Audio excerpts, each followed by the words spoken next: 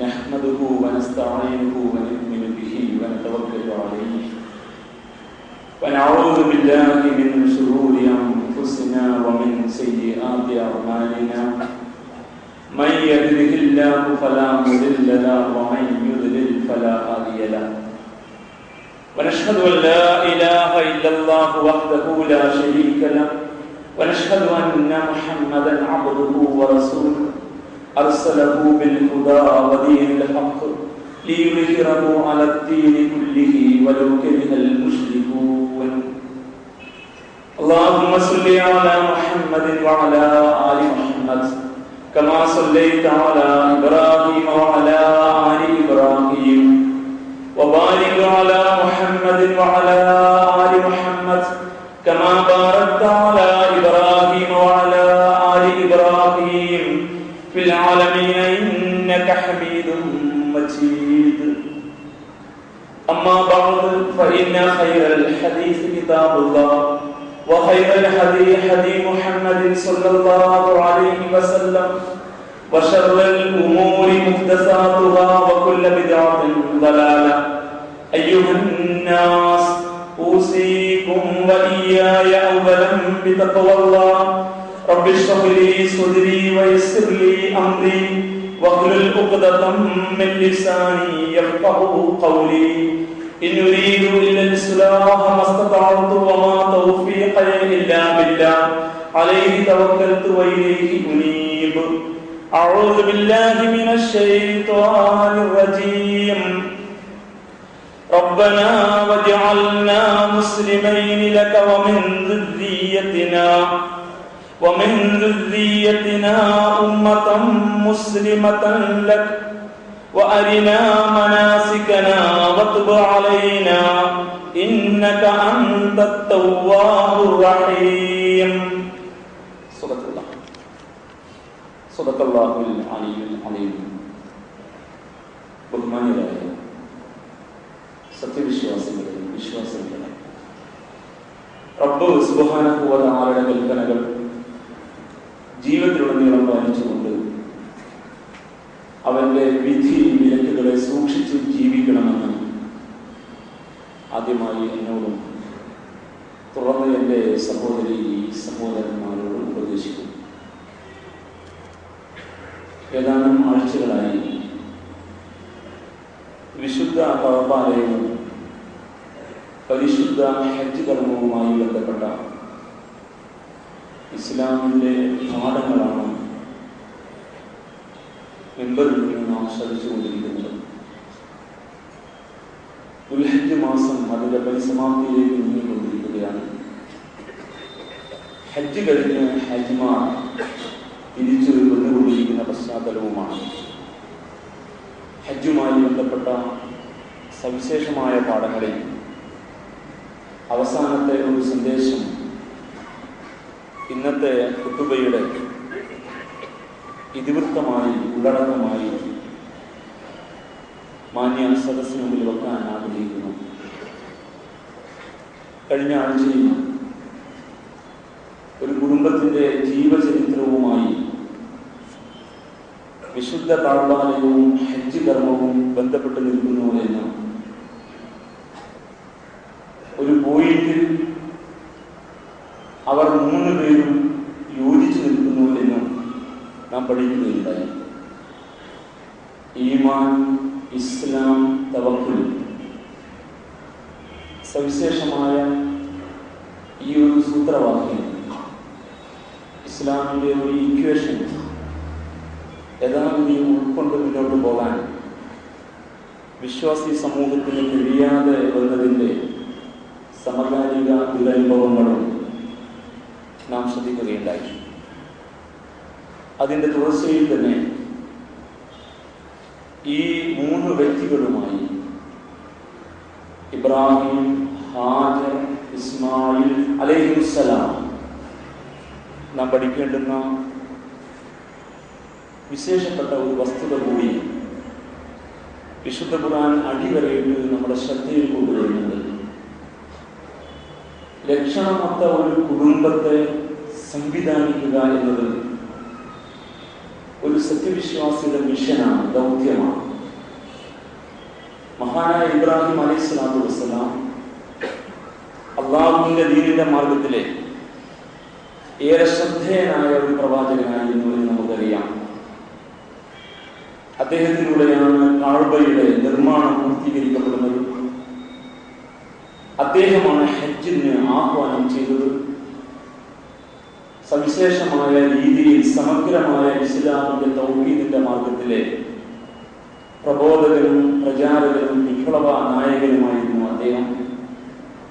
മനുഷ്യർ അധിവസിക്കുന്ന അക്കാലഘട്ടത്തിലെ നാഗരിക സമൂഹങ്ങളിലെല്ലാം ഇസ്ലാമിന്റെ സന്ദേശവുമായി എത്തിയ ഒരു വലിയ വ്യക്തിത്വം, ചരിത്രത്തിൽ രേഖപ്പെടുത്തപ്പെട്ട പ്രവാചകൻ കൂടിയാണ് അദ്ദേഹം. ഇതെല്ലാം അദ്ദേഹത്തിന്റെ നിയോഗവുമായി ബന്ധപ്പെട്ട്, മിഷനുമായി ബന്ധപ്പെട്ട് നാം പഠിച്ചു മനസ്സിലാക്കിയ വസ്തുതകളാണ്. അതേ പ്രവാചകൻ ഇബ്രാഹിം അലൈഹിസ്സലാം അദ്ദേഹത്തിന്റെ നിയോഗവും ദൗത്യവുമായി തിരിച്ചറിഞ്ഞ് ശ്രദ്ധ ഊന്നിയ ഒരു മേഖലയാണ് തന്റെ കുടുംബത്തെ ഇസ്ലാമികമായി പുനഃസംവിധാനിക്കുക എന്നത്. ലക്ഷണമൊത്ത ഒരു സമുദായത്തിന്റെ സംസ്ഥാപനത്തിൽ വ്യക്തിയും കുടുംബവും ഇസ്ലാമികവൽക്കരിക്കപ്പെടേണ്ടത് എത്രമേൽ പ്രാധാന്യമുള്ള കാര്യമാണ് എന്ന് ചിന്തിച്ചാൽ നമുക്ക് ബോധ്യമാകും. മഹാന്മാരായ പ്രവാചകന്മാർ ഇസ്ലാമിന്റെ സന്ദേശവാഹകരായി, ഇഖാമത്തുദ്ദീനിന്റെ പ്രവർത്തകരായി, ദീനിന്റെ സംസ്ഥാപകരായി കടന്നു വരുമ്പോൾ ആ ദൗത്യം ഭംഗിയായി നിർവഹിച്ചുകൊണ്ടിരിക്കെ തന്നെ ഈ മേഖലയിൽ സവിശേഷമായ ഒരു ഊന്നിയിരുന്നു എന്നത് വിശ്വാസികളായ നമുക്ക് വലിയ പാഠമാകേണ്ടതുണ്ട്. ഇത്രയും ആമുഖമായി മനസ്സിൽ വെച്ച് നമുക്ക് വിഷയത്തിലേക്ക് വരാം. ഇബ്രാഹിം അലൈഹിസ്സലാത്തു വസ്സലാമ ഒരു ലക്ഷണമൊത്ത കുടുംബനാഥൻ കൂടിയായിരുന്നു. ഭാര്യ ഹാജർ, അവരിൽ ആദ്യത്തെ പുത്രൻ ഇസ്മായിൽ അലൈഹിസ്സലാം, സാറ എന്ന ഭാര്യ, അവരിൽ അള്ളാഹു നൽകിയ അനുഗ്രഹീത പുത്രൻ ഇസ്ഹാഖ് അലൈഹിസ്സലാം. ഇസ്ഹാഖ് നബിക്ക് അള്ളാഹു അനുഗ്രഹിച്ച് നൽകിയ പുത്രൻ യാക്കൂബ് അലൈഹിസ്സലാം, ഇബ്രാഹിം നബിയുടെ പേരമകൻ, ചെറുമകൻ. യാക്കൂബിന്റെ സന്താന പരമ്പര ഖുർആൻ അസ്ബാത്ത് എന്ന് വിശേഷിപ്പിക്കുന്നു. വിശുദ്ധ ഖുർആനിൽ 5 സ്ഥലത്ത് യാക്കൂബ് അലൈഹിസ്സലാമിന്റെ പരമ്പരയെ കുറിച്ച് പറയാൻ അസ്ബാത്ത് എന്നാണ് ഉപയോഗിച്ചിരിക്കുന്നത്. ഇബ്രാഹിം വ ഇസ്മായിൽ വ ഇസ്ഹാഖ് വ യാക്കൂബ് വൽ അസ്ബാത്ത്, 5 സ്ഥലത്താണ് ഈ പ്രയോഗം വന്നിരിക്കുന്നത്. യാക്കൂബ് നബിയുടെ സന്താന പരമ്പര, സവിശേഷരായ ഒരുപാട് പേരമക്കളും ചെറുമക്കളുമായിട്ടൊരു തലമുറ. ഇബ്രാഹിം നബിയുടെ തന്നെ മകൻ ഇസ്മായിൽ അലൈഹിസ്സലാം, ആ പരമ്പരയിൽ ഇങ്ങേ അറ്റത്ത് മുഹമ്മദ് മുസ്തഫ സല്ലല്ലാഹു അലൈഹി വസല്ലം. അപ്പോൾ അറിയപ്പെടുന്ന ഒരു കുടുംബത്തിന്റെ ചരിത്രവും കൂടിയാണ് വിശുദ്ധ കഅബയും ഹജ്ജ് കർമ്മവും നമുക്ക് നൽകുന്നത് എന്ന് കൂടി നാം മനസ്സിലാക്കണം. ലക്ഷണമൊത്ത ഒരു കുടുംബത്തെ കെട്ടിപ്പടുക്കുക എന്നത് ഒരു വിശ്വാസിയുടെ അനിവാര്യമായ താല്പര്യവും അല്ലാഹു അവന്റെ മേൽ നിർബന്ധമാക്കിയ കാര്യവുമാണ്. അവിടെ ശ്രദ്ധ ഊന്നാത്തത് കൊണ്ടാണ് ധാർമ്മികമായ മറയും മുറയും ധരിക്കുന്ന വിശ്വാസികളാണെന്ന ഔചിത്യബോധത്തോടുകൂടി നിയോഗം തിരിച്ചറിഞ്ഞ് എഴുന്നേറ്റ് നിൽക്കുന്ന ഒരു സമുദായം ഇല്ലാതെ പോയത്. മുസ്ലിം പേരുള്ള ആൾക്കൂട്ടത്തിന് കുറവില്ല എന്ന് നമുക്കറിയാം. കാനേശുമാരി കണക്കിൽ മുസ്ലിം കുടുംബത്തിൽ ജനിച്ചവരൊക്കെ മുസ്ലിമാണ് എന്നും അറിയാം. പക്ഷെ അത്തരം ഒരു സമുദായത്തിന് ഒരു ചെലവ് സൃഷ്ടിക്കാൻ കഴിയില്ല എന്ന് കഴിഞ്ഞ ഏതാനും ആഴ്ചകളിലെ വർത്തമാനത്തിൽ നമുക്ക് ബോധ്യമായി.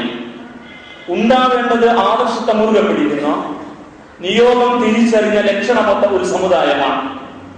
അത്തരം ഒരു ഉമ്മത്തിനെ സംവിധാനിക്കുന്നതിൽ വ്യക്തികൾ എത്രമേൽ അള്ളാഹുവിനോട് കൂറുള്ളവരും പടച്ചതമ്പുരാന്റെ കൽപ്പനകൾ പാലിച്ച് ജീവിക്കുന്നതിൽ പ്രതിജ്ഞാബദ്ധരും ഇസ്ലാമിന്റെ നിയോഗം ഏറ്റെടുക്കുന്ന കാര്യത്തിൽ ഏറെ ബദ്ധശ്രദ്ധരുമായിരിക്കണമോ അത്തരം വ്യക്തികൾ ഊന്നി നിൽക്കുന്ന ലക്ഷണമൊത്ത കുടുംബങ്ങൾ ആദർശത്തെ മുറുകെ പിടിച്ച് ആദർശത്തിന്റെ വക്താക്കളായി ജീവിച്ച് ഇസ്ലാമിന്റെ നിയോഗം തിരിച്ചറിഞ്ഞ് മുന്നോട്ട് പോകുന്ന ഒരവസ്ഥയിലേക്ക് പുനഃക്രമീകരിക്കപ്പെടുമ്പോഴാണ് ലക്ഷണമൊത്ത ഒരു ഉമ്മത്തുണ്ടാവുക എന്ന കാര്യം സഹോദരി സഹോദരന്മാരെ നമ്മൾ മനസ്സിലാക്കണം.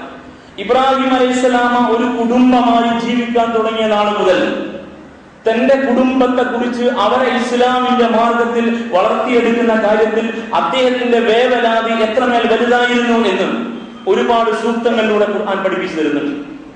ഇറാഖിൽ അദ്ദേഹത്തിന്റെ ഭാര്യ സാറ കൂടെയുണ്ട്. ഇറാഖ് വിട്ട് ഹിജ്റ ചെയ്ത് അദ്ദേഹത്തിന്റെ നിയോഗവുമായി മുന്നോട്ട് പോകുന്ന യാത്രയിലാണ് അദ്ദേഹത്തിന് ഹാജറ ലഭ്യമാകുന്നത്. അപ്പോഴും അവർ കൂടെയുണ്ട്. കുടുംബം കൂടെ ഉണ്ടാകുമ്പോൾ ലക്ഷണമൊത്ത ഒരു പ്രവാചകൻ ഏറെ അസ്വസ്ഥപ്പെടേണ്ടതില്ല.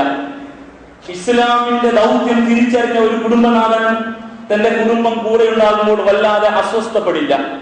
അവരെ നിയന്ത്രിക്കാൻ, നയിക്കാൻ, അവർക്ക് ഇർഷാദാത്ത്, ഗൈഡൻസ് നൽകാൻ, അവരെ കൂടെ നിർത്തി നമസ്കാരവും കാര്യങ്ങളും വിശ്വാസവും ശ്രദ്ധിച്ച് സംസ്കാരത്തിൽ അന്യമത സംസ്കാരം കടന്നു വരാതെ, ഭൗതികത കടന്നു വരാതെ അവരെ യഥാവിധി വളർത്താൻ അപ്പോൾ അദ്ദേഹത്തിന് ഏറെ സാധ്യതയും അവസരവുമുണ്ട്. എന്നാൽ കുടുംബത്തെ വിട്ടുപോകേണ്ടി വരുമ്പോൾ ലക്ഷണമൊത്ത ഒരു കുടുംബനാഥന് ഏറെ അസ്വസ്ഥനാകും. ഇബ്രാഹിം നബി അലൈഹിസ്സലാമിൽ ഈ അസ്വസ്ഥ നമുക്ക് കാണാം. അദ്ദേഹത്തോട് അല്ലാഹു കൽപ്പിച്ചു കുടുംബത്തെ മക്കയിൽ കൊണ്ടു ചെന്നാക്കണമെന്ന്. അതുവരെയും കുടുംബം കൂടെ സഞ്ചരിക്കുകയാണ്.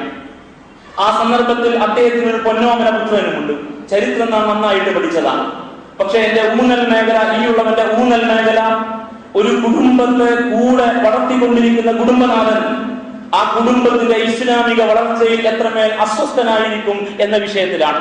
അതുകൊണ്ട് മക്കയിൽ കൊണ്ടുചെന്നാക്കണമെന്ന കൽപ്പന വന്നപ്പോൾ ആ പരീക്ഷണത്തിൽ അള്ളാഹുവിന്റെ കൽപ്പനയ്ക്ക് വിധേയനാകാൻ തീരുമാനിച്ച ഈ മഹാപ്രവാചകൻ ആ കെട്ടിടത്തിന്റെ തറയുടെ അടുക്കൽ കുടുംബത്തെ കൊണ്ടുചെന്നാക്കിയിട്ട് നടത്തിയ ഒരു പ്രാർത്ഥന സൂറ ഇബ്രാഹിമിലെ 37-ാമത് വാക്യം വിശുദ്ധ ഖുർആൻ നമ്മെ ഓർമ്മപ്പെടുത്തുന്നു.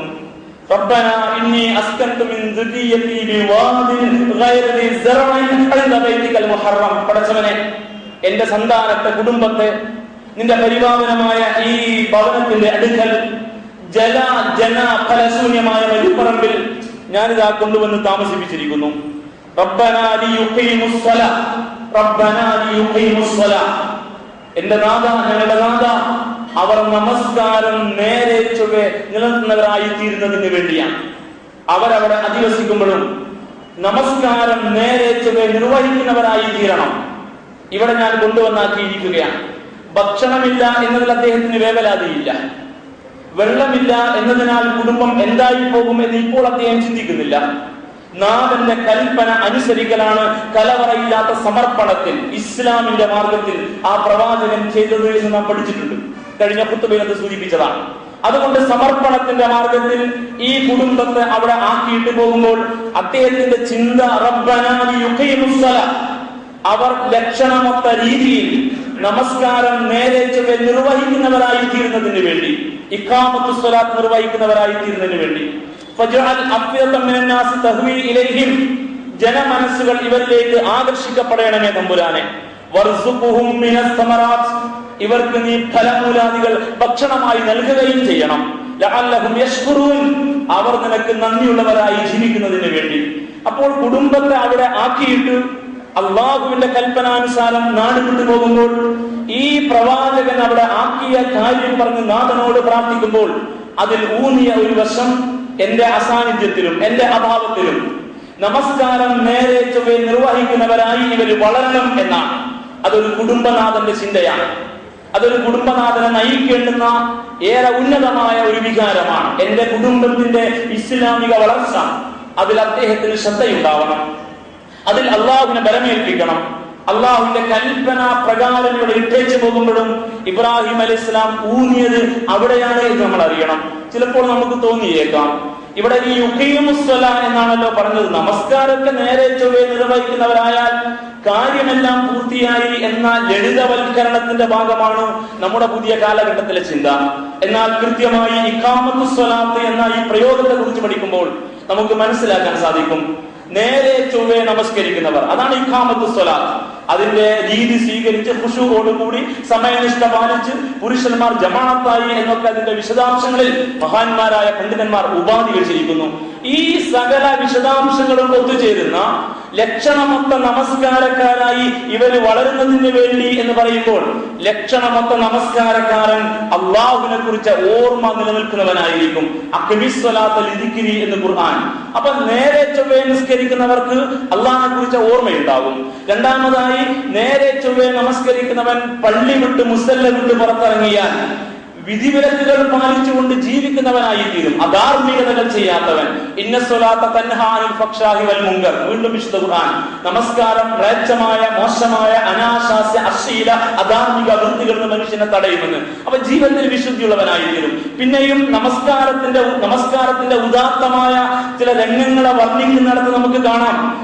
യുദ്ധത്തിന്റെ നിർണായക വേളകളിൽ, പരീക്ഷണത്തിന്റെ തീക്ഷ്ണഘട്ടങ്ങളിൽ, പിറ്റേന്ന് പ്രഭാതത്തിൽ ശത്രുവുമായി പോരാടേണ്ടി വരുന്നതിന്റെ ഏറെ നിർണായകമായ രാത്രികളിൽ മഹാനായ പ്രവാചകൻ തിരുനബി സല്ലല്ലാഹു അലൈഹി വസല്ലമയും അനുചരന്മാരും നമസ്കാരത്തിൽ അഭയം തേടിയിട്ട് രാത്രിയിൽ പാതിരാവിൽ പാതിരിമാരെ പോലെ പ്രാർത്ഥിക്കുകയും പകലിൽ രണോത്സുകരായ അശ്വരുടരായി രംഗത്ത് നിൽക്കുകയും ചെയ്യുന്ന ആ കരുത്ത് നമസ്കാരം കൊണ്ട് നേടിയതാണ് എങ്കിൽ കേവലം ഒരു നമസ്കാരത്തെ കുറിച്ചല്ല ഈ പറയുന്നത്.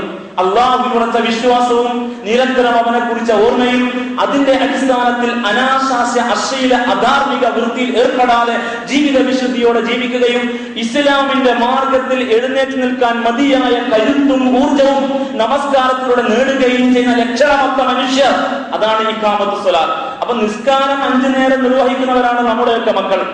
5 നേരം നിസ്കരിക്കുന്നവൻ, അതിൽ തീവ്രതയും സൂക്ഷ്മതയും പാലിക്കുന്നവൻ, അന്യായം ചെയ്യാൻ മടിയില്ലാത്തവനായി മാറിയ വൃത്തികെട്ട കോലം കെട്ട കാലത്ത് കേവലം 5 വക്ത് നമസ്കാരത്തെ കുറിച്ചാണ് ഇബ്രാഹിം അലൈഹിസ്സലാം പറഞ്ഞത്. ധരിച്ചു പോകരുത്. നേരെ ചൊവ്വേ നമസ്കരിക്കുന്ന നമ്മുടെ പെൺമക്കൾക്ക് അന്യമതക്കാരന്റെ കൂടെ ഇറങ്ങിപ്പോകാൻ മടിയില്ലാതെ വന്നു എങ്കിൽ ഈ ശീലം പോലെ വളർന്ന 5 വക്ത് നമസ്കാരത്തിന്റെ കാര്യത്തിൽ എന്റെ കുടുംബം ശ്രദ്ധിക്കട്ടെ എന്നാണ് ഈ മഹാനായ പ്രവാചകൻ ഉദ്ദേശത്തിൽ ധരിച്ചു പോകാൻ പാടില്ല. കാരണം ഇത് നമസ്കാരം ഒരു ശീലമായി മാറിയിരിക്കുകയാണ്. നമസ്കാരം അതിന്റെ റൂട്ടിലും ജീവിതം അതിന്റെ വഴിയിലും രണ്ടും റെയിൽ പാളങ്ങളെ പോലെ പരസ്പരം ഏറ്റുമുട്ടാതെ വൈരുദ്ധ്യവും വഹിച്ചു നടക്കുന്ന ഒരു മുസ്ലിം സമുദായത്തിനകത്ത് ഇഖാമത്തു സ്വലാത്തിനെ കുറിച്ച് പറയുമ്പോൾ ഇത്രയെങ്കിലും പറയേണ്ടി വരും. എങ്കിലേ കാര്യം മനസ്സിലാകുന്നത് കൊണ്ടാണ് ഇങ്ങനെ ഒരു വിശദീകരണം വേണ്ടി വന്നത്. അപ്പോ റബ്ബനാ യുഖീമുസ്സലാ എന്ന് ഇബ്രാഹിം അലൈഹിസ്സലാം തന്റെ കുടുംബത്തെ കുറിച്ച് പ്രാർത്ഥിക്കുമ്പോ പടച്ചവനെ ലക്ഷണമൊത്ത നമസ്കാരക്കാർ, ദീനിനെ മുറുകെ പിടിക്കുന്ന, വിശ്വാസത്തിൽ ഉറച്ചു നിൽക്കുന്ന, അള്ളാഹുവിനെ മറക്കാത്ത, ധാർമ്മിക വിശുദ്ധി പുലർത്തുന്ന, ഇസ്ലാമിന്റെ വക്താക്കളായി എഴുന്നേറ്റ് നിൽക്കുന്ന മിഷനും വിഷനുമുള്ള, ദൗത്യവും കാഴ്ചപ്പാടുമുള്ള ഒരു തലമുറയായി എന്റെ കുടുംബം വളരണേ എന്ന്, അതിൽ പടച്ചവനെ നീ സഹായിക്കണേ എന്ന്, അതിൽ നിന്റെ തിരനോട്ടം ഉണ്ടാവണേ എന്ന് തമ്പുരാന്റെ ഭവനത്തിന്റെ അടുക്കൽ കുടുംബത്തെ ആക്കിയിട്ട് പോകുമ്പോ ഇബ്രാഹിം അലൈഹി നടത്തിയ പ്രാർത്ഥന, ഒരു കുടുംബനാഥന്റെ കൂടെ ഇല്ലാതെ വരുന്ന ഘട്ടങ്ങളിൽ എത്രമേൽ ഒരു കുടുംബനാഥൻ, ഇസ്ലാമിലെ കുടുംബനാഥൻ അസ്വസ്ഥനാകും എന്ന ചിന്തയായി മനസ്സിലാക്കാൻ നമുക്ക് സാധിക്കണം. പിന്നീട് സംസമിന്റെ പ്രഭാവത്തിൽ, ആ സംസമിന്റെ ആഗമനത്തോടെ അവിടെ ഒരു ചെറിയ നാഗരിക സമൂഹം മുട്ടിട്ട് വന്നു. അള്ളാഹുവിന്റെ കൽപ്പനാനുസാരം തറയുടെ മേൽ ഭവനം പണിയാൻ ഇബ്രാഹിം അലൈഹിസ്സലാമയും ഇസ്മായിൽ അലൈഹിസ്സലാമയും രണ്ടുപേരും കൂടി ശ്രമിച്ചു. ശ്രമം പൂർത്തിയായ ശേഷം അവിടെ വെച്ച് നടത്തിയ പ്രാർത്ഥനാ വാക്യമാണ് മുഖദ്ദിമയിൽ ഓതി വെച്ചത്. സൂറ അൽ ബഖറയിലെ 128ാമത് സൂക്തം.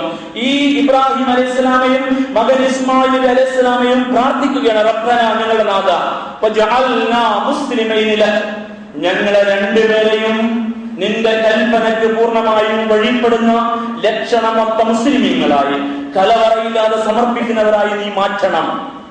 ഞങ്ങളെ ലക്ഷണമൊത്ത മുസ്ലിമീങ്ങളാക്കണം. ബാപ്പയും മകനും ചേർന്ന് നടത്തിയ പ്രാർത്ഥനയാണ്.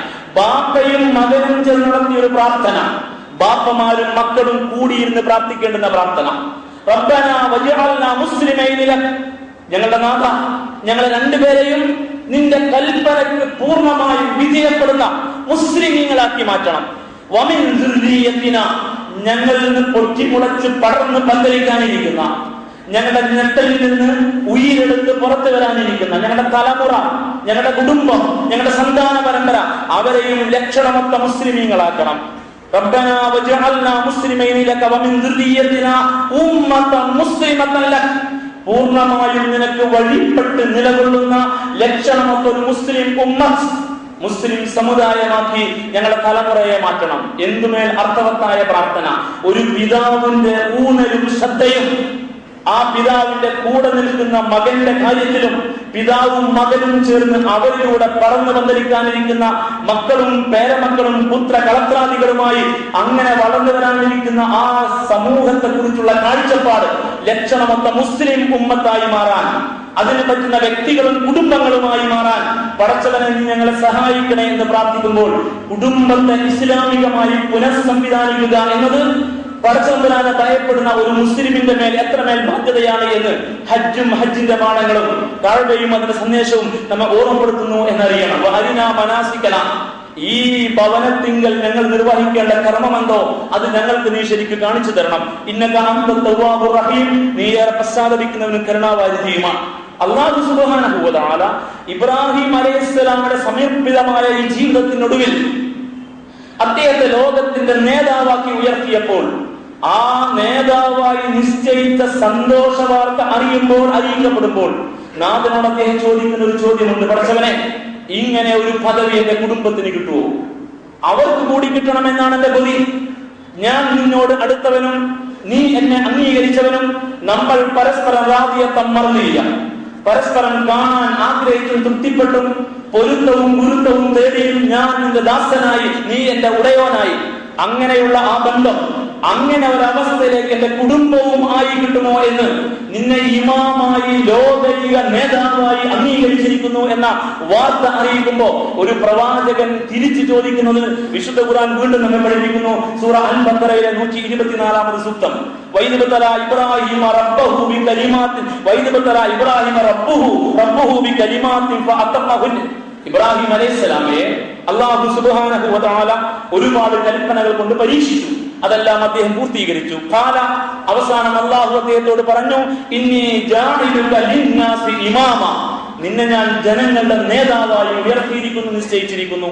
ആ വർത്തമാനം കേട്ടപ്പോ ഇബ്രാഹിം നബി തിരിച്ച് ഖാല, അദ്ദേഹം പറഞ്ഞു, വമിൻ ദുർരിയതി, എന്റെ സന്തതികൾക്കും ഈ പദവി കിട്ടുമോ? കിട്ടണമെന്നാണ് ചോദിക്കുന്നത്.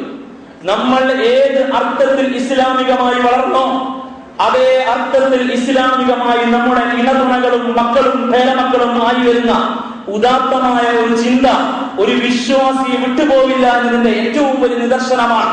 ഇത്രയും കടുത്ത പരീക്ഷണങ്ങൾക്കൊടുവിൽ എല്ലാ പരീക്ഷണങ്ങളും വിജയിച്ച് പരീക്ഷണങ്ങളുടെ അരിപ്പയിലൂടെ അരിച്ചെടുക്കപ്പെട്ട് ലോകൈക നേതാവായി വാഴ്ത്തപ്പെട്ട് ആ സന്തോഷ വാർത്ത നാഥൻ അറിയിക്കുമ്പോൾ അതിൽ ആനന്ദ തുന്തിനാകുന്നതിന് പകരം അവിടെ ഒരു മറുചോദ്യമാണ്, പടച്ചവനെ എന്റെ കുടുംബത്തിനും കിട്ടണം, അവരും ഇങ്ങനെയാവണം, അവരും ഈ വഴിക്ക് വരണം, അവരും എന്റെ കൂടെ ഇസ്ലാമിന്റെ മാർഗത്തിൽ ഇഹലോകത്ത്, അവരും എന്റെ കൂടെ സ്വർഗത്തിൽ അത്രയും ഉന്നതമായ വിധാനത്തിലേക്ക് എന്റെ കുടുംബത്തിനും ഈ പദവി കിട്ടുമോ? എന്റെ ഭാര്യ സന്താനങ്ങൾ പുത്ര കളത്രാദികൾ അവർക്ക് ഇത് കിട്ടുമോ?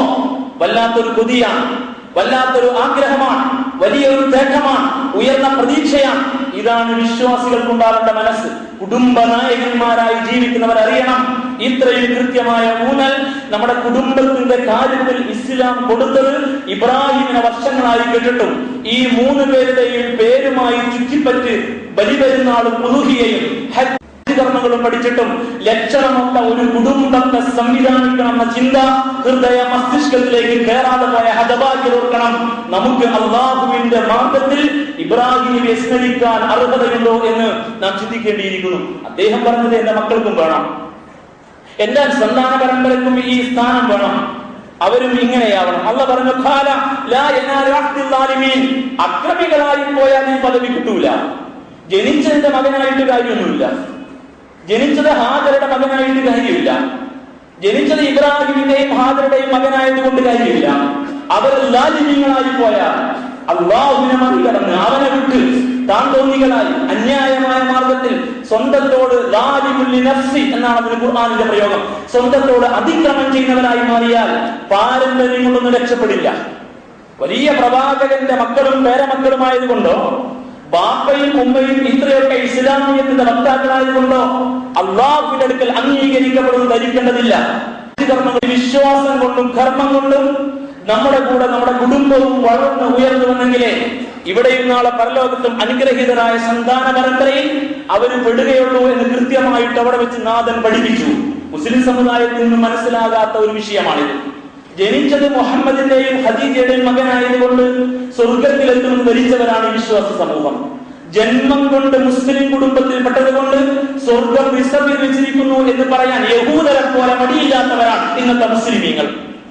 യേശുവിൽ അഭയം തേടിയാൽ സ്വർഗം കിട്ടുമെന്ന് മറ്റു സമുദായക്കാർ പഠിപ്പിച്ചത് കേട്ടതുപോലെ അതേ രീതിയിൽ മുഹമ്മദിന്റെ ആളായതുകൊണ്ട് സ്വർഗത്തിലേറാമെന്ന് ധരിച്ചു വശായവരാണ് ഇന്നത്തെ മുസ്ലിം സമുദായം. അവിടെ മുഖത്തടിച്ച വർത്തമാനമാണ്. പറ്റില്ല, കിട്ടില്ല, നിന്റെ മക്കളായതുകൊണ്ട് കാര്യമില്ല. അവർ ലാലിമീങ്ങളായാൽ പിന്നെ കാര്യം പ്രശ്നം തന്നെ. അതുകൊണ്ട് അവർ മുസ്ലിമീങ്ങളാവട്ടെ, അവർ മുഅ്മിനീങ്ങളാവട്ടെ, അവരും അള്ളാഹുവിൽ നേരെ തവക്കുൽ ചെയ്ത് ജീവിക്കുന്ന ദൗത്യവും നിയോഗവും തിരിച്ചറിഞ്ഞവരാകട്ടെ. എങ്കിൽ അവർക്ക് കിട്ടും, ഇല്ലെങ്കിലോ കിട്ടുകയില്ല. അതുകൊണ്ടാണ് എന്റെ സന്താന പരമ്പരക്കും ഈ ഉയർന്ന പദവി വേണം എന്ന് അദ്ദേഹം ആഗ്രഹിച്ചപ്പോൾ അള്ളാഹ് കൊടുത്ത മറുപടി എന്റെ ഈ വാഗ്ദത്തം ഉണ്ടല്ലോ, ഉന്നതമായ സ്ഥാനം, ഇസ്സത്ത് ഇഹലോകത്ത്, പരലോകത്ത് സ്വർഗം, അതൊരിക്കലും അക്രമികൾക്ക് കിട്ടില്ല. ജനിച്ചു നിങ്ങളുടെ മക്കളായിട്ടാണെങ്കിലും ശരി, അങ്ങനെയൊന്നും ഇത് ലഭ്യമാവുകയില്ല എന്ന് അവിടെ വെച്ച് നാഥൻ തിരുത്തി. ഇത്തരം ഒരുപാട് തിരുത്തലുകൾ ഈ മുസ്ലിം സമുദായത്തിൽ ഇപ്പോൾ ആവശ്യമായി വന്നിരിക്കുകയാണ്. നമസ്കാരവും ദിക്റും ദുആയുമുള്ള മുസ്ലിം കുടുംബത്തിലെ പേരെടുത്തവർ സകലവിധ വൃത്തികളിലെയും അപ്പോസ്തലന്മാരായി മാറിയ പുതിയ കാലഘട്ടത്തിൽ അങ്ങനെ കൂടിയിരുന്ന് ചൊല്ലിയും പിരിഞ്ഞും എണ്ണം തികച്ച് ചൊല്ലിയും നമുക്ക് സ്വർഗം നേടാമെന്ന് ധരിച്ചു എങ്കിൽ അങ്ങനെ ഒരു സ്വർഗമില്ല എന്ന് മനസ്സിലാക്കാൻ ഇതിലപ്പുറത്ത് വേറെ ഒരു തെളിവ് വേണോ എന്ന് കൂട്ടത്തിൽ നാം ചിന്തിക്കണം. എന്തായിരുന്നാലും ഇബ്രാഹിം നബി അലൈഹി സ്വലാമിന്റെ ഈ തേട്ടം അല്ലാഹ് സ്വീകരിച്ചു. കുടുംബത്തിന്റെ കാര്യത്തിൽ അദ്ദേഹത്തിന്റെ ശ്രദ്ധ, അതിനുള്ള അദ്ദേഹത്തിന്റെ കൊതി, അവരും ഇതുപോലെ ആകണമെന്ന വലിയ ആഗ്രഹം, ആ ആഗ്രഹം പൂർത്തീകരിക്കാൻ അദ്ദേഹത്തിന്റെ ശ്രമകരമായ ഇടപെടൽ, അതെല്ലാം മനസ്സിലാക്കിക്കൊണ്ട് നാഥൻ അദ്ദേഹത്തെ പിന്നെയും അനുഗ്രഹിച്ചു. നല്ല മക്കളെ നൽകിയിട്ട്, നല്ല പേരമകനെ നൽകിയിട്ട്, ആ പേരമകനിൽ വിത്തിട്ട നല്ല സന്താന പരമ്പരയെ നൽകിയിട്ട്, ആ സന്താന പരമ്പരയിൽ നുബൂവത്തും കിതാബും പ്രവാചകത്വവും വേദവും നൽകിയിട്ട് അല്ലാഹു സുബ്ഹാനഹു വ തആല അനുഗ്രഹിച്ചു എന്ന് ഖുർആൻ സൂറ അൽ-അൻകബൂത്തിൽ വഹബനാ ലഹു ഇസ്ഹാഖ വ യഅഖൂബ, നാം അദ്ദേഹത്തിന് ഇസ്ഹാഖിനെ കൊടുത്തു, ഇസ്മായിലിനെ കൊടുത്ത അല്ലാഹ് ഇസ്ഹാഖിനെയും കൊടുത്തു, ഇസ്ഹാഖിലൂടെ യാക്കൂബ് അലൈഹിസ്സലാമയെ കൊടുത്തു. വജഅൽനാ ഫീ ദുർരിയ്യതിഹി നുബൂവത വൽ കിതാബ്, അദ്ദേഹത്തിന്റെ സന്താന പരമ്പരയിൽ പ്രവാചകന്മാരെ നൽകി, വേദഗ്രന്ഥവും നൽകി. മൂസ അലൈഹിസ്സലാം, ഈസ അലൈഹിസ്സലാം, വേദങ്ങളുമായി വന്ന പ്രവാചകന്മാർ. അങ്ങനെ പ്രഗത്ഭരായ വേദ പ്രവാചകന്മാരും വേദങ്ങളില്ലാതെ പേജുകളുമായി മുൻകഴിഞ്ഞു പോയ പ്രവാചകന്മാർ കൊണ്ടുവന്ന നുബുവത്തിന്റെ സന്ദേശം നിവർത്തിക്കുന്ന വലിയ വലിയ പ്രവാചകന്മാർ വേറെയും, അങ്ങനെ നീണ്ട ഒരു ശൃംഖലയെ നൽകി അള്ളാഹു അദ്ദേഹത്തെ അവിധം ആദരിച്ചു. അപ്പൊ യഥാർത്ഥത്തിൽ തേട്ടവും ആഗ്രഹവും പ്രാർത്ഥനയും പ്രവർത്തനവും ചേരുന്നിടത്ത് ലക്ഷണമൊത്ത ഒരു കുടുംബത്തിൽ നമുക്ക് ലഭിക്കും. നമുക്കിന്ന് ആഗ്രഹങ്ങളില്ല, നമുക്കതിനൊരു കാഴ്ചപ്പാടേയില്ല. ഇത് നമ്മുടെ തേട്ടവുമല്ല. എന്റെ ഭാര്യയും മക്കളും അവരിൽ നിന്ന് പൊട്ടിമുളക്കുന്നവരും എന്റെ മാതാപിതാക്കളും എന്റെ കുടുംബങ്ങളും ലക്ഷണമൊത്ത ഇസ്ലാമിന്റെ വക്താക്കളായി മാറണം എന്ന തേട്ടവും കൊതിയും ഇല്ലാതെ പോയപ്പോൾ നമുക്കിന്ന് ലക്ഷണമൊത്തൊരു സമുദായം അന്യമായി പോയി. ഒരു ഉമ്മത്ത് മുസ്ലിമ നമുക്കിന്ന് അന്യമായി പോയി. ഒരു കാനേഷുമാരി അറബി പേരുള്ള ആൾക്കൂട്ടമായിട്ട് മുസ്ലിം സമുദായം അധപ്പതിച്ചു പോയി. അതിന്റെ ദുരന്ത മുഖത്താണ് നമ്മളിപ്പോൾ ഉള്ളത്. എന്ത് സംഭവിച്ചു എന്ന് മനസ്സിലാക്കണം. നമുക്ക് ആഗ്രഹങ്ങൾ വേണം, സ്വപ്നങ്ങൾ വേണം, നമുക്ക് സ്വപ്നങ്ങൾ ഉണ്ടാവണം. നമ്മുടെ സ്വപ്നങ്ങൾ ഭൗതികമായ സ്വപ്നങ്ങളാണ്.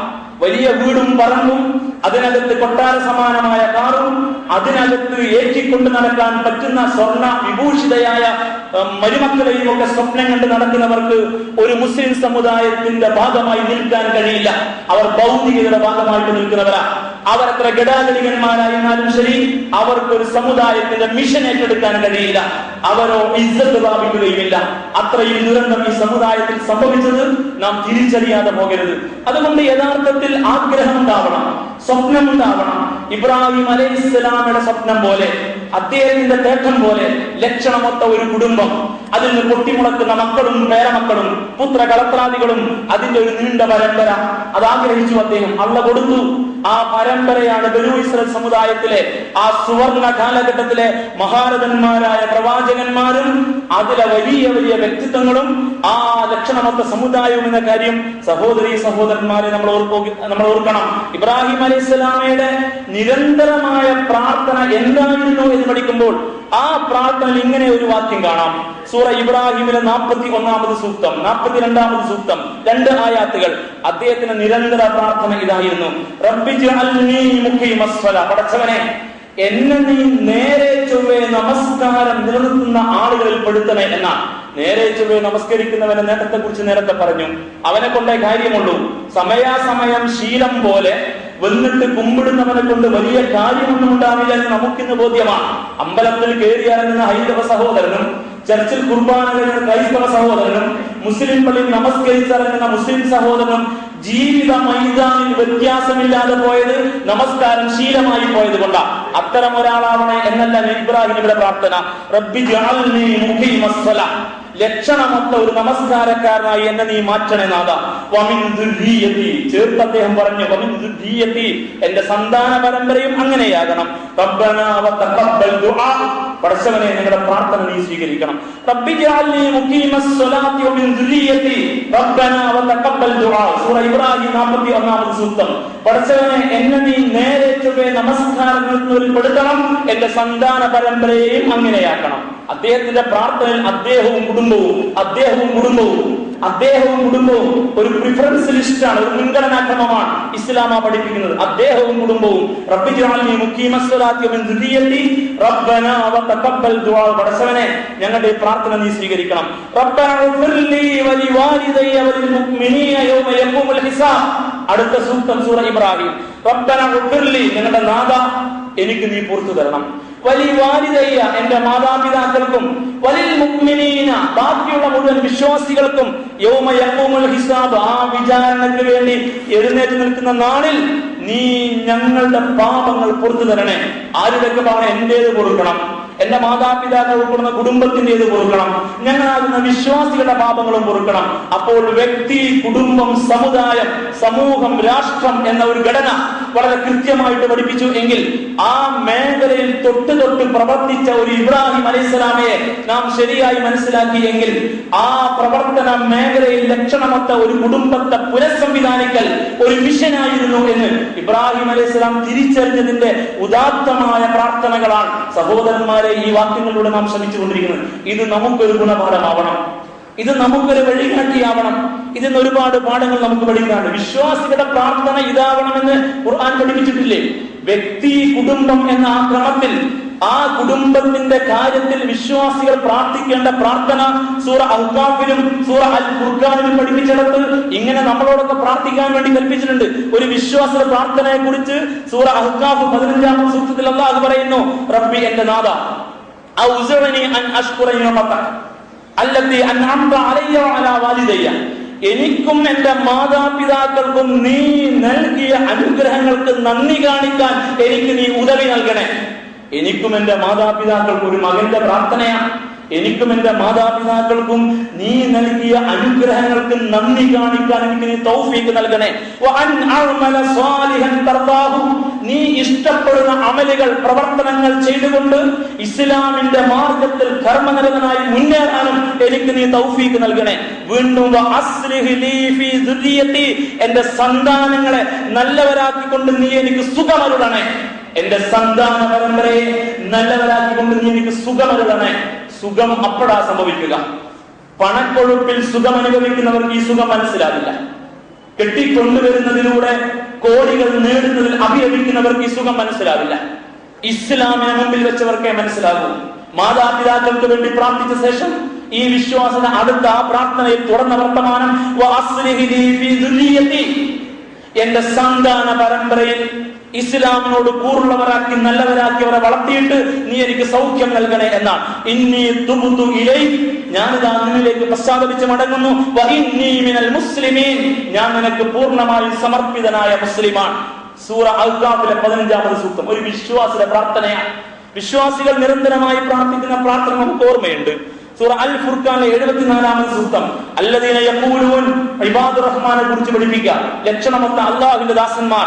അല്ലദീന യഖൂലൂന റബ്ബനാ ഹബ് ലനാ മിൻ അസ്വാജിനാ വദുർരിയാതിനാ ഖുറത അഅ്യുൻ വജഅൽനാ ലിൽ മുത്തഖീന ഇമാമ, ഞങ്ങളുടെ ഭാര്യമാരിൽ, ഇണതുമകളിൽ നിന്ന്, മക്കളിൽ നിന്ന്, പേരമക്കളിൽ നിന്ന് പടച്ചവനെ കൺകുളിർമ നൽകണേ. പ്രാർത്ഥനയ്ക്കൊരു കുറവുമില്ല. പ്രാർത്ഥനകൾ കേവലം പ്രാർത്ഥനകളായി കണ്ട് എണ്ണം തികയുമ്പോൾ ആവശ്യം പൂർത്തീകരിക്കപ്പെടുമെന്ന് ആരൊക്കെയോ പഠിപ്പിച്ചതിന്റെ പേരിൽ പ്രാർത്ഥന നിലപാടാണെന്ന് മറന്നുപോയവരാണ് മുസ്ലിം സമുദായം. പ്രാർത്ഥനകൾ നിലപാടുകളാണ്. അതൊരു പ്രവർത്തനത്തിന് വഴികാട്ടിയ എന്റെ കുടുംബം, എന്റെ ഭാര്യ, എന്റെ ഭർത്താവ്, എന്റെ മക്കൾ, എന്റെ പേരമക്കൾ അവർ ഇസ്ലാമിന്റെ മാർഗത്തിൽ വളരുന്നത് കണ്ട് എനിക്ക് കണ്ണുകുളിർക്കണമെന്ന് പ്രാർത്ഥിച്ചാൽ പോരാ, അതിനുവേണ്ടി പണിയെടുക്കണം. അതാണ് നിലപാട്. പ്രാർത്ഥനകൾ നിലപാടുകളാണ് പ്രാർത്ഥനകളായിട്ട് വരേണ്ടത്. ഇവിടെ നിലപാടുകളില്ല, പ്രാർത്ഥന മാത്രമേ ഉള്ളൂ. അത് എണ്ണം തികക്കാനും ദുആ സമ്മേളനത്തിൽ പങ്കാളിയാവാനും അതിന് വേണ്ട അളവിൽ പണം സ്പോൺസർ ചെയ്യാനും അങ്ങനെ പണം അയച്ചിട്ട് പ്രാർത്ഥിക്കാൻ ആവശ്യപ്പെട്ടാലും കാര്യം നടക്കുമെന്ന് ആരെങ്കിലും ധരിച്ചു എങ്കിൽ അങ്ങനെ ഒരു പ്രാർത്ഥനയും ഫലവത്താവില്ല. കൃത്യമായ നിലപാടിൽ പണിയെടുത്തിട്ട് പ്രാർത്ഥിക്കുക, പണിയെടുത്തുകൊണ്ടിരിക്കെ പ്രാർത്ഥിക്കുക, പ്രാർത്ഥിച്ചുകൊണ്ടിരിക്കെ പണിയെടുക്കുക.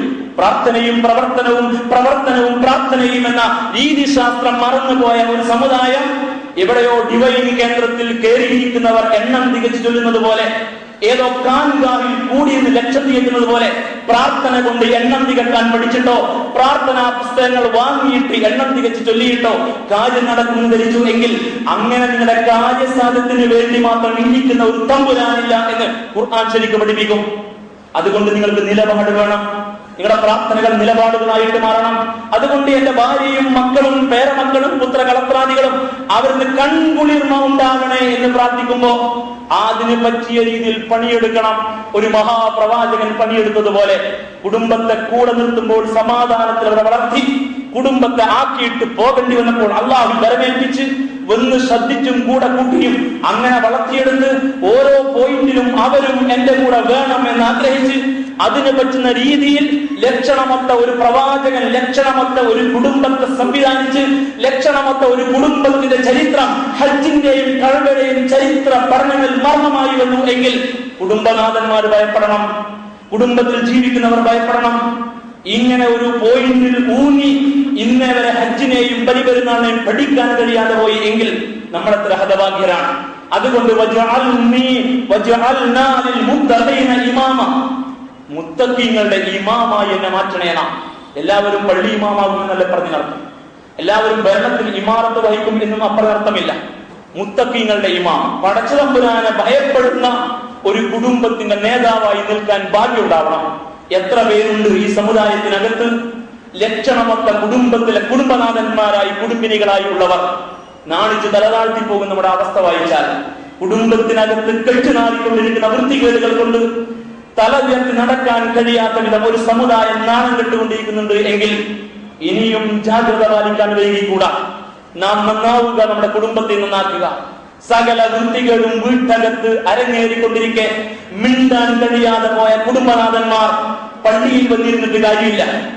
അവർ ദിക്റും ദുആയും ചൊല്ലിയിരിക്കെ മക്കളും മരുമക്കളും പേരമക്കളും സകല വൃത്തികേടിന്റെയും ഉടയോന്മാരായി മാറിയിട്ടുണ്ട് എങ്കിൽ, വീട് വിട്ടിട്ട് പെൺകുട്ടി അന്യമതത്തിൽ ഇറങ്ങിപ്പോകുന്നുണ്ട് എങ്കിൽ, അത് മുസ്ലിം സമുദായത്തിലെ മഹല്ല് തോറും കണക്കെടുത്താൽ ഞെട്ടിപ്പിക്കുന്ന ഭീകരമായ അളവിൽ ഗ്രാഫ് കുത്തനെ മേലോട്ട് വർദ്ധിക്കുന്നുണ്ട് എങ്കിൽ, കേരളക്കരയുടെ ഭൂപടത്തിൽ അടയാളപ്പെടുത്തിയാൽ മുസ്ലിം സമൂഹം തിങ്ങി വിങ്ങി പാർക്കുന്ന മഹല്ലുകൾ പെൺവാണിഭ കേന്ദ്രങ്ങളായി തീർന്നിട്ടുണ്ട് എങ്കിൽ മുസ്ലിം സമുദായം അറിയണം, നമുക്ക് മിഷനുണ്ട്. നമ്മുടെ കുടുംബത്തിനകത്ത്, നമ്മിൽ, നമ്മുടെ കുടുംബത്തിൽ, സമുദായത്തിൽ, പിന്നീട് സമൂഹത്തിൽ ആ ക്രമം നമുക്ക് നഷ്ടപ്പെട്ടു. പ്രവാചകന്മാരെ ക്രമത്തിൽ കണ്ണുവെച്ചവരാ. ആ ക്രമത്തിൽ കണ്ണുവെക്കാൻ പ്രാർത്ഥിക്കാനാണ്, പ്രാർത്ഥിച്ചുകൊണ്ട് പ്രവർത്തിക്കാനാണ് വിശ്വാസികളോടും ആവശ്യപ്പെട്ടത്. ഈ ഒരു കാഴ്ചപ്പാട് കൂടി ഹജ്ജും കഅബയുമായി ബന്ധപ്പെട്ട പഠനത്തിൽ നിർബന്ധമാണ്. അപ്പോഴേ ഇബ്രാഹിം അലൈഹിസ്സലാം, അദ്ദേഹത്തിന്റെ കുടുംബം, ആ തായ് വഴിയിലെ പ്രഗത്ഭരായ യാക്കൂബ് അലൈഹിസ്സലാമയും അദ്ദേഹത്തെ പൊട്ടിമുളച്ച മക്കളും, ഇങ്ങനെ വിശാലമായ അർത്ഥത്തിൽ അള്ളാഹുവിന്റെ മാർഗത്തിൽ സമർപ്പിതരായ ഒരു കുടുംബം, അങ്ങനെ ഒരു കുടുംബത്തെ പടുത്തെടുക്കുന്നതിൽ ഇബ്രാഹിം നബി അലൈഹിസ്സലാം കാണിച്ചുവെച്ച ശ്രദ്ധ, മരണാസന്ന വേളകളിൽ പോലും മക്കളോട് ഞങ്ങൾക്ക് ശേഷം ആരെ നിങ്ങൾ അനുസരിക്കും, മക്കളും പേരമക്കളും കൂടി നൽകിയ വസിയത്ത്, പിതാവിന് നൽകുന്ന വാക്യം, നിങ്ങൾക്ക് ശേഷം നിങ്ങൾ പ്രാർത്ഥിച്ച, നിങ്ങളുടെ മുൻഗാമികൾ പ്രാർത്ഥിച്ച അതേ നാഥന്റെ കൽപ്പനക്ക് വണങ്ങി ഞങ്ങൾ ജീവിക്കുമെന്ന് വസിയത്ത് പറയാൻ, അങ്ങനെ മരണവടൽ വസിയത്ത് വാങ്ങാൻ കഴിയുന്ന അത്രയും ആദ്യമുള്ള ഈമാനുറച്ച കുടുംബനാഥന്മാർ എന്ന് ഈ സമുദായത്തിൽ ഉണ്ടാകുമോ അന്നേ ലക്ഷണമൊത്ത കുടുംബങ്ങൾ ഉണ്ടാകൂ. ലക്ഷണമൊത്ത വ്യക്തികളും കുടുംബങ്ങളും ഉള്ളപ്പോഴേ ലക്ഷണമൊത്ത സമുദായം ഉണ്ടാകൂ. അതുകൊണ്ട് കേവലം ആൾക്കൂട്ടം കൊണ്ടും തല എണ്ണിയിട്ട് കാണിക്കുന്ന പ്രകടനം കൊണ്ടും ഒരു സമുദായത്തിലെ ഇസ്സത്ത് വർദ്ധിപ്പിക്കാമെന്ന് ആരെങ്കിലും ധരിച്ചുവെങ്കിൽ അത് മൂഢന്മാരുടെ മാത്രം ധാരണയാണ്. ഗ്രാസ് റൂട്ടിൽ പണി നടക്കട്ടെ. നാം മുഖം കുടുംബത്തിലേക്ക് തിരിച്ചു വെക്കും. നമ്മുടെ വീട്ടിലേക്ക് തിരിച്ചു വെക്ക്, നമ്മുടെ ഭാര്യയിലേക്കും മക്കളിലേക്കും പേരമക്കളിലേക്കും തിരിച്ചു വെക്ക്. ഒരു അഴിച്ചുപണി അനിവാര്യമാണെങ്കിൽ മനഃശാസ്ത്രമായ സമീപനത്തോടെ അഴിച്ചുപണിയും. എന്നൊരു ലക്ഷണമൊത്ത കുടുംബത്തിലെ നായകന്മാരായി എഴുന്നേറ്റ് നിൽക്ക്.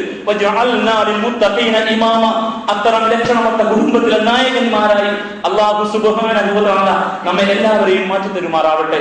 ഇന്നല്ലാഹ മലായികതുഹു യുസല്ലൂന അലൻ നബിയ്യി യാ അയ്യുഹല്ലദീന ആമനൂ സ്വല്ലൂ അലൈഹി വസല്ലിമൂ തസ്ലീമാ.